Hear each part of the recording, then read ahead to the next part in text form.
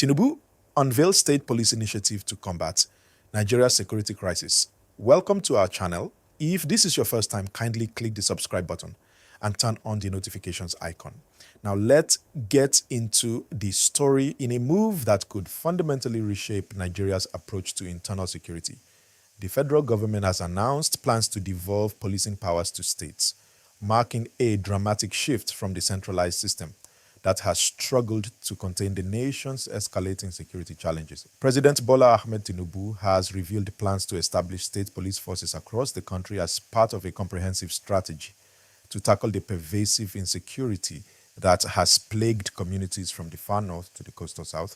The initiative represents one of the most significant security reforms in Nigeria's recent history and comes at a time when citizens are demanding more effective protection against bandits, kidnappers, terrorists, and other criminal elements.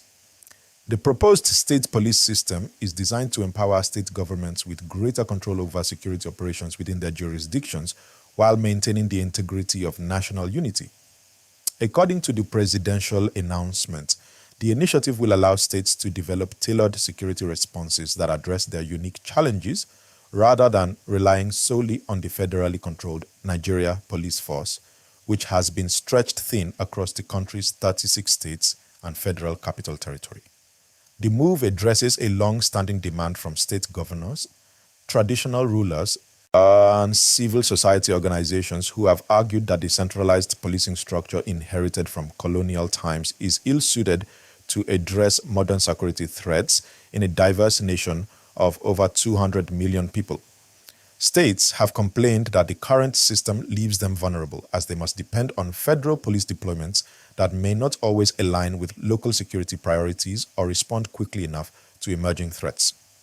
Under the proposed framework, state police forces would operate alongside the federal police, creating a multi-layered security architecture. Each state would have the authority to recruit, train, and deploy officers based on local needs and security assessments. The state police would be funded through state budgets, giving governors direct oversight and accountability for security operations within their territories. The initiative is expected to address several critical gaps in Nigeria's current security framework. Rural communities which have borne the brunt of bandit attacks, kidnappings, and farmer-herder clashes often wait hours or even days for federal police response due to inadequate personnel and logistics.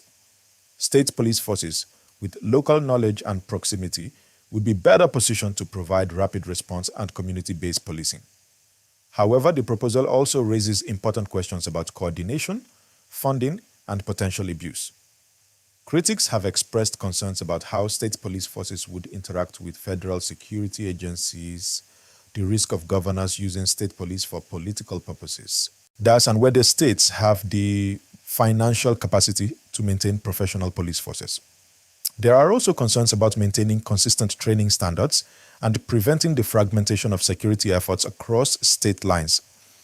The federal government has indicated that robust safeguards will be built into the framework to prevent abuse and ensure professional standards. These measures are expected to include federal oversight mechanisms, standardized training protocols, and clear delineation of responsibilities between state and federal police forces. The initiative will also require constitutional amendments, necessitating approval from the National Assembly and state houses of assembly. Security experts have largely welcomed the proposal, in noting that many federal systems around the world successfully operate multiple layers of policing.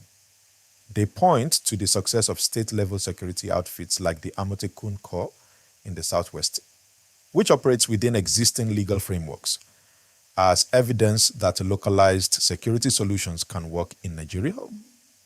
The timing of the announcement is significant, coming amid rising public frustration with the security situation across the country. Recent months have witnessed devastating attacks on communities, mass kidnappings of students and travelers, and brazen assaults on security formations. The economic impact of insecurity has been staggering, with farmers unable to access their lands, businesses relocating from high-risk areas, and investor confidence declining. But the establishment of state police is expected to create thousands of jobs for Nigerian youth while building capacity for more responsive law enforcement. States will need to invest in training academies, equipment, communication systems, and infrastructure to support the police forces. These could stimulate local economies while addressing unemployment, particularly among young people who have historically been attracted to security sector careers. As Nigeria moves toward implementing this historic reform, the success of state police will depend on political will, adequate funding, proper training, and effective coordination with existing security architecture. The initiative represents both an opportunity to revolutionize public safety and a test of Nigeria's federal system's ability to balance state autonomy with national cohesion in addressing one of the country's most pressing challenges.